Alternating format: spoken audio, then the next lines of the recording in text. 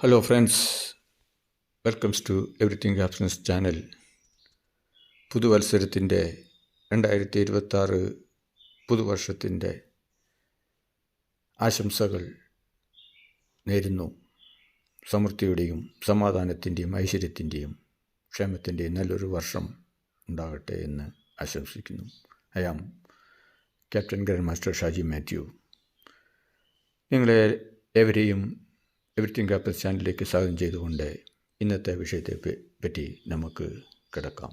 ഇന്നത്തെ വിഷയം വേറൊന്നുമല്ല, വെനിസ്വേലയിലെ പ്രസിഡൻറ്റ് നിക്കോളാസ് മഡുറോസിനെയും ഭാര്യയെയും അമേരിക്കയുടെ delta force, special terrorist action force delta force വെറും 30 മിനിറ്റും കൊണ്ട് രാജ്യത്തിൻ്റെ തലസ്ഥാനത്ത് നിന്ന്, കാരക്കാസിൽ നിന്ന് തട്ടിക്കൊണ്ടുപോയി യുദ്ധക്കപ്പലിൽ കൊണ്ടുപോയി അമേരിക്കയിൽ ന്യൂയോർക്കിൽ തടവിലാക്കി. എന്നിട്ട് വിചാരണ ചെയ്യാൻ പോകുന്നു. നമ്മൾ ഏവരെയും ആശ്ചര്യഭരിതരാക്കുന്ന, അത്ഭുതപ്പെടുത്തുന്ന ഒരു സംഭവവികാസമാണ് ഇത്. ഒരു രാജ്യത്തിൻ്റെ പ്രസിഡൻറ്റിനെയും ഭാര്യയും വെറും 30 മിനിറ്റും കൊണ്ട്, അതായത് ചെറിയൊരു രാജ്യമൊന്നുമല്ല വെനിസ്വേല. ലോകത്തെ എണ്ണ ഉൽപ്പാദനത്തിൽ വളരെയധികം മുന്നിൽ നിൽക്കുന്ന ഒരു രാജ്യമാണ്, ഒരു ആധുനിക രാജ്യമാണ്. വിസ്തൃതിയിലും നല്ലൊരു ഭയങ്കരമായ ഫോഴ്സുള്ള രാജ്യമാണ്. ആ രാജ്യത്തെ ഏറ്റവും വളരെയധികം സുരക്ഷ അകമ്പടിയോടുകൂടി സെക്യൂരിറ്റിയിൽ ജീവിച്ചിരുന്ന പ്രസിഡൻറ്റിനെയും ഭാര്യയെയും വെറും 30 മിനിറ്റും കൊണ്ട് തട്ടിക്കൊണ്ടുപോയി. അതോടൊപ്പം തന്നെ രാജ്യതലസ്ഥാനം, മിലിറ്ററി ആസ്ഥാനങ്ങൾ എല്ലാം ബോംബും ചെയ്ത് തകർത്ത് തരിപ്പണമാക്കി അമേരിക്കയുടെ ഡെൽറ്റ ഫോഴ്സ് തട്ടിക്കൊണ്ടുപോയതിനെ പറ്റിയാണ് ഇന്നത്തെ നമ്മളുടെ ഈ വീഡിയോയിൽ ചർച്ച ചെയ്യുന്നത്. ഇതിൻ്റെ സിഗ്നിഫിക്കൻസ്, ഇതിൻ്റെ പ്രാധാന്യം എന്താണെന്ന് ചോദിച്ചു കഴിഞ്ഞാൽ, ഇത് അന്താരാഷ്ട്ര മഫിയ ഗവൺമെൻറ്റുകൾക്കും സ്വാർത്ഥപരമായ ജനാധിപത്യമില്ലാതെ ഏകാധിപതികൾക്കും നേരെ എങ്ങനെയാണ് ഒരു മൈറ്റി ഫോഴ്സ്, അതായത് ശക്തരായ ഒരു രാജ്യം എങ്ങനെയാണ് ഇടപെടുന്നത് എന്നുള്ളതിൻ്റെ ഒരു ഉദാഹരണമാണിത്.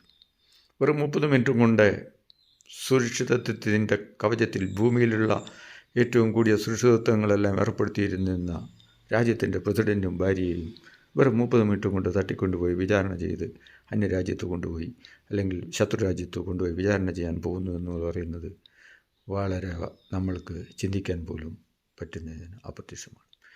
അമേരിക്കയുടെ ഈ ഡെൽറ്റ ഫോഴ്സ് തന്നെ ഒരുപാട് സ്ഥലങ്ങളിൽ ഈ സ്പെഷ്യൽ കാറ്റഗറി ഫോഴ്സ് ആക്രമണം നടത്തിയിട്ടുണ്ട്. ഉദാഹരണം, ബിൻ ലാദനെ തട്ടിക്കൊണ്ടുപോയി ഇതും, പാകിസ്ഥാനിൽ തട്ടിക്കൊണ്ടുപോയി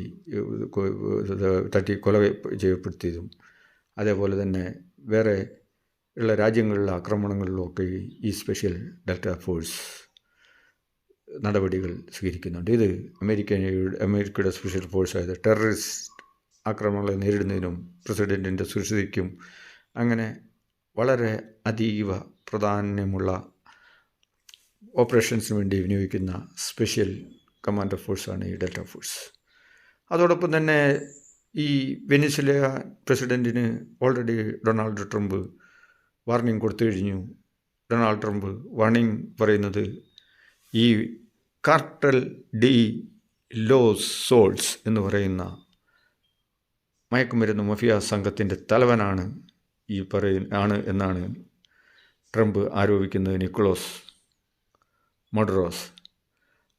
അത് വെനിസ്വേലൻ പ്രസിഡൻറ്റിനെ രക്ഷപ്പെടാനും വാർണിംഗ് ഓൾറെഡി കൊടുത്തിരുന്നു. പ്രസിഡൻറ്റ് ട്രംപ് രക്ഷപ്പെട്ടോളൂ, ഇല്ലെങ്കിൽ വളരെ ശക്തമായി ആക്രമിക്കപ്പെടും. ലക്ഷക്കണക്കിന് വെനിസ്വേലക്കാരെയാണ് അമേരിക്കയിലേക്ക് കുറ്റവാളികളെയും ജയിലിൽ നിന്ന് തുറന്നുവിട്ട് അമേരിക്കയിലേക്ക് ഗവൺമെൻറ് ഹെൽപ്പ് ചെയ്യുന്ന നാടുകടത്തണമെന്നൊക്കെയാണ് ട്രംപ് ആരോപിച്ചത്.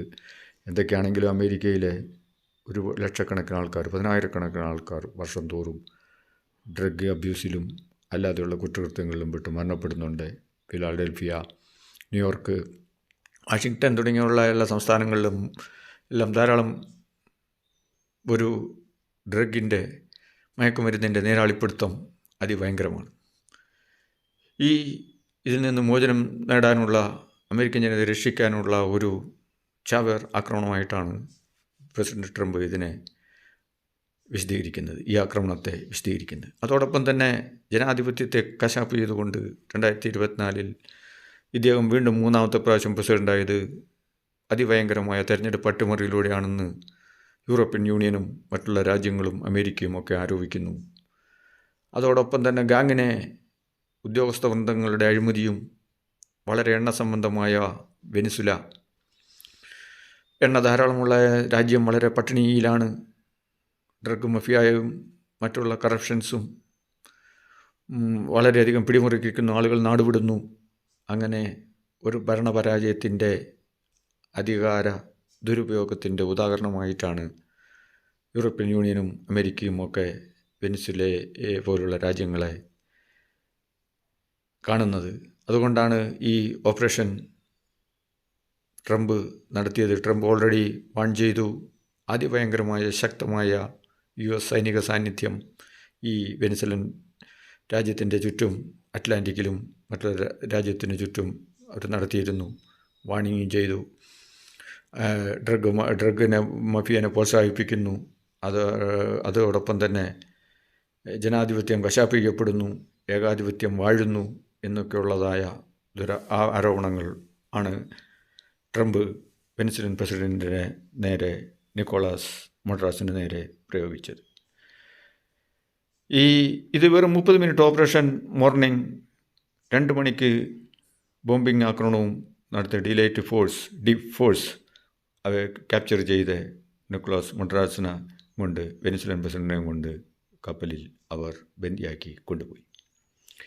അമേരിക്കയിലെ പോലെയുള്ള കാര്യങ്ങളിൽ ലോക പോലീസായി ചമഞ്ഞുകൊണ്ട് അമേരിക്ക കരുതുന്നത് അമേരിക്കൻ കോണ്ടിനെൻ്റ് അമേരിക്കയുടെ കീഴിലാണ്, അവരുടെ ചുറ്റുപാടുമുള്ള. ഇതിനു മുമ്പ് പനാമയിൽ ഇതേപോലെ ഒരു ഓപ്പറേഷൻ നടത്തി അമേരിക്കൻ സോൾജിയേഴ്സും പനാമൻ സോൾജിയേഴ്സും കൊല്ലപ്പെട്ടു, ഗവൺമെൻറ്റിനെ അട്ടിമറിച്ചു. 1964 വിയറ്റ്നാമിൽ അമേരിക്ക ഇതേപോലെ അതിഭയങ്കരമായ കമ്മ്യൂണിസ്റ്റ് ഗവൺമെൻറ്റിനെതിരായിട്ടുള്ള ആക്രമണം നടത്തി. പക്ഷേ ദയനീയമായി പരാജയപ്പെട്ടു. വിയറ്റ്നാം പ്രസിഡന്റ് ഹോച്ചിമിൻ്റെ നേതൃത്വത്തിൽ അമേരിക്കൻ പടയെ തോപ്പിച്ചു, ഓടിച്ചു. 2 ലോകമഹായുദ്ധങ്ങളിൽ കാണുന്നതിൽ കൂടുതൽ ബോംബിംഗ് ചെയ്ത് വിയറ്റ്നാമിനെ തകർത്ത് തരിപ്പണമാക്കി.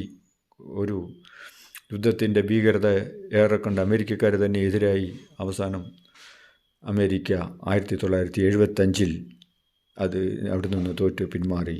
അമേരിക്കയുടെ എക്കോണമി തകർന്നു, ധാരാളം സൈനികർ കൊല്ലപ്പെട്ടു, വിയറ്റ്നാമീസ് കൊല്ലപ്പെട്ടു, തോറ്റ് തുന്നമ്പാടി പിന്മാറി. അതേപോലെ അമേരിക്ക ഇതേപോലെ ഇടപെട്ടിരിക്കുന്നത് കാര്യങ്ങൾ നമുക്കറിയാം. ക്യൂബയിൽ 1961 മുതൽ 1959 വിപ്ലവത്തിൽ, കമ്മ്യൂണിസ്റ്റ് വിപ്ലവത്തിനെ തകർക്കാനെന്നും പറഞ്ഞ് 1961 പിഗ്സ് ഉൾക്കടലിൽ ക്യൂബക്കാർ അമേരിക്കക്കാരെ തോപ്പിച്ചോടിച്ചു, പരാജയപ്പെട്ടു, ഏറ്റെടുക്കാൻ കഴിഞ്ഞില്ല. അങ്ങനെ ഇപ്പോഴും ക്യൂബയുമായിട്ട് ഉപരോധവും. ക്യൂബയിനെ അമേരിക്കയുടെ ഇംഗിതത്തിന്, അമേരിക്കയുടെ തൊട്ട് അയൽവക്കത്ത് കിടക്കുന്ന അമേരിക്കയുടെ ഇംഗിതത്തിന് വഴിപ്പെടാതെ പിടിച്ച് നിൽക്കുകയാണ്. കമ്മ്യൂണിസ്റ്റ് ഭരണത്തിനെതിരായിട്ട് അവർ ഇടപെട്ട് അവിടെ തോറ്റുപോയിട്ടുണ്ട്. പല അധികം ഗവൺമെൻറ്റുകളെയും അട്ടിമറിക്കുന്നതിന് അമേരിക്ക മൈറ്റി ഫോഴ്സിന് സഹായിച്ചിട്ടുണ്ട്. ഇറാനിൽ 1980 ഇടപെട്ടു, സദാം ഹുസൈനെ ഹെൽപ്പ് ചെയ്തു. അവസാനം സദാം ഹുസൈനും തകർക്കപ്പെട്ടു. 1986 വരെ യുദ്ധം ചെയ്തു. ഇറാൻ്റെ പ്ലെയിൻ വെടിവെച്ചിട്ട് 290 പാസഞ്ചേഴ്സ് ദയനീയമായി ദാരുണമായി കൊല ചെയ്യപ്പെട്ടു. 2001 അഫ്ഗാനിൽ ഇതേപോലെ അധിനിവേശം നടത്തി. 2001 മുതൽ നടത്തി 1 ലക്ഷത്തോളം അമേരിക്കൻ പട്ടാളക്കാരെ അവിടെ വിന്യസിച്ചു.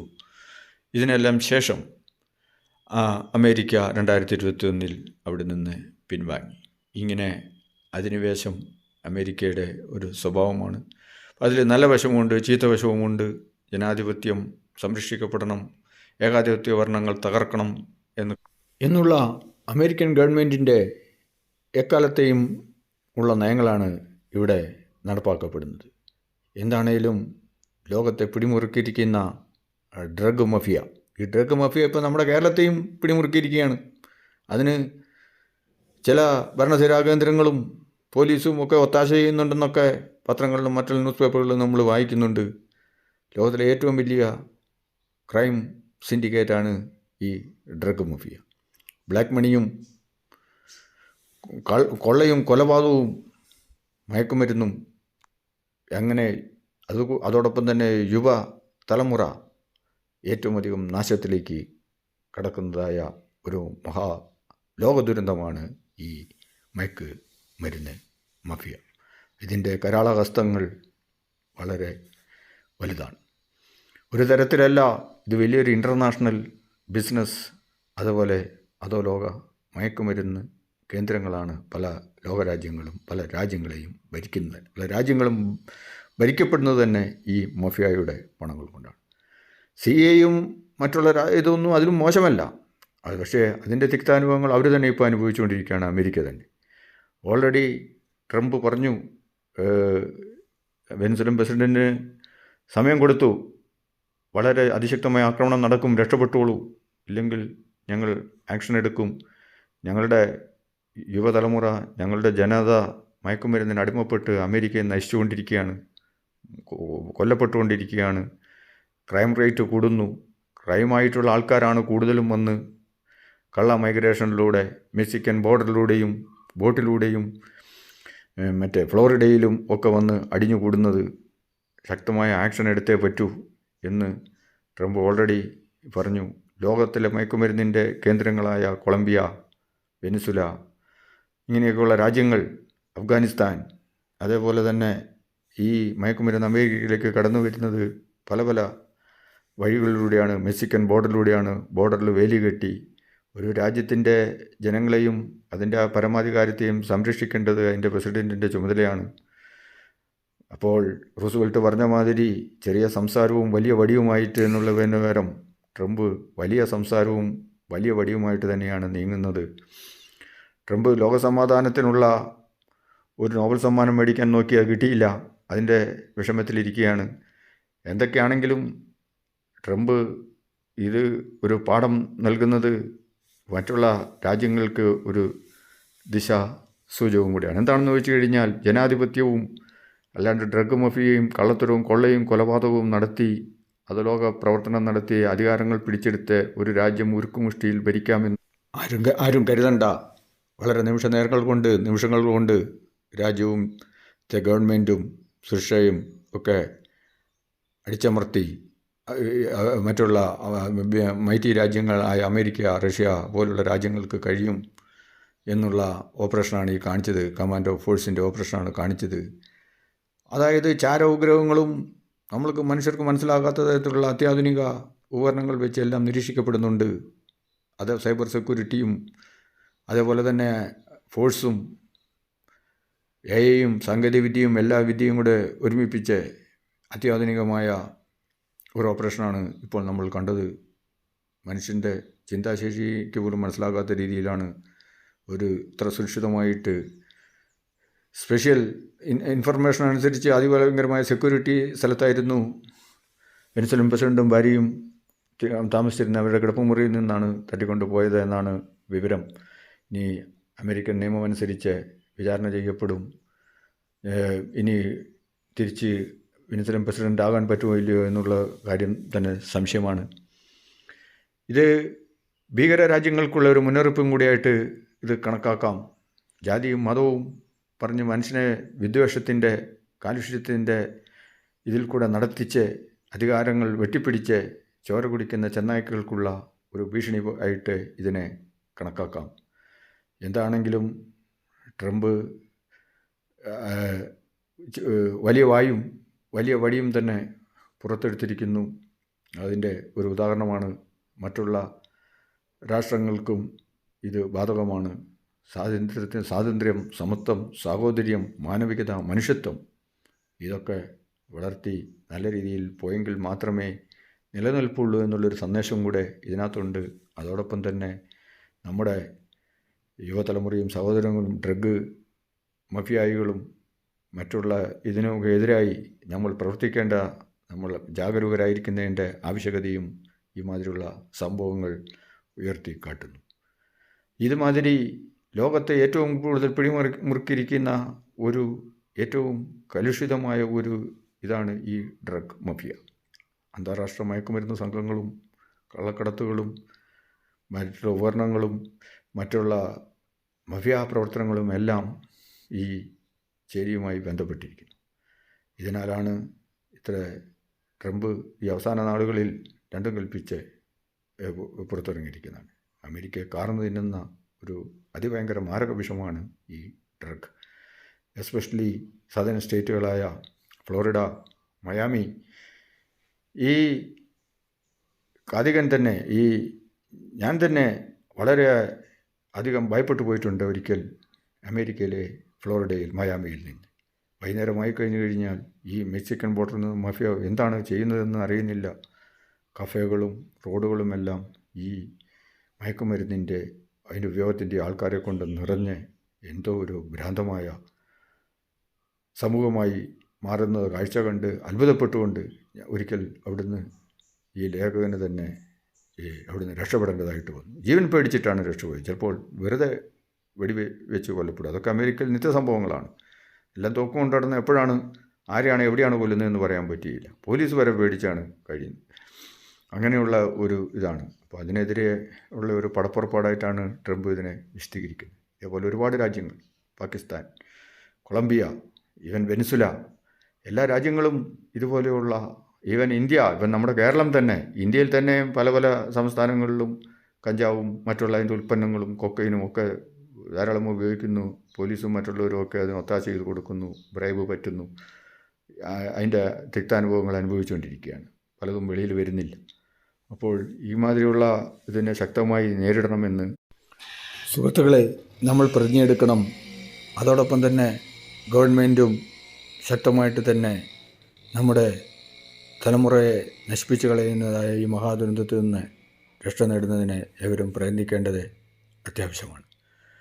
ഈ മഫിയ സംഘങ്ങൾ തഴച്ചു വളർന്ന് രാജ്യങ്ങൾ തന്നെ കീഴടക്കുകയും അതോടൊപ്പം തന്നെ യുവതലമുറയെ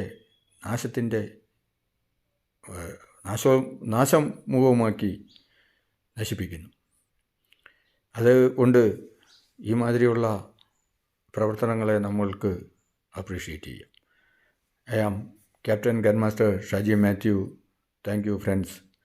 ഷെയർ ചെയ്യുക, ലൈക്ക് ചെയ്യുക, കമൻ്റ് ഇടുക. നമ്മുടെ ജനങ്ങളെ ബോധവൽപ്പിക്കുക. സത്യത്തിൻ്റെ മാർഗമാണ് വിദ്യാഭ്യാസം, സത്യാന്വേഷണമാണ് വിദ്യാഭ്യാസം. നല്ലൊരു തലമുറ ഉണ്ടാകട്ടെ ഈ നമ്മുടെ ലോകത്ത്. അതേപോലെ തന്നെ ഈ ഇല്ലീഗൽ മൈഗ്രേഷൻ്റെ ദൂഷ്യവശങ്ങളും കൂടിയാണ് ഈ കാണുന്നത്. ഇല്ലീഗൽ മൈഗ്രേഷനും മഫിയ സംഘങ്ങളുടെ മൈഗ്രേഷനും നല്ല നന്മയുള്ള രാജ്യങ്ങളിലേക്കും റിച്ചായ രാജ്യങ്ങളിലേക്കുമുള്ള ഇല്ലീഗൽ മൈഗ്രേഷൻ്റെ ദുരന്തഫലവും കൂടിയാണ് ഇത്. ഭരണാധികാരികളും മറ്റുള്ള കുത്സിത പ്രവൃത്തികൾ കൊണ്ട് രാജ്യം പൂറായിട്ട് നല്ല രാജ്യങ്ങളിലേക്ക് ഒളിച്ചോടി പോകുന്ന കള്ളന്മാർക്കും കൂടെ ഉള്ള ഒരു സന്ദേശം കൂടെയാണ് ഈ മാതിരിയുള്ള പ്രവർത്തനങ്ങളിലൂടെ വെളിവാകുന്നത്. അതിനാൽ സുഹൃത്തുക്കളെ, നന്ദി, നമസ്കാരം. ഒരിക്കൽ കൂടി പുതുവത്സര ആശംസകൾ. Thank you. ഔട്ട്.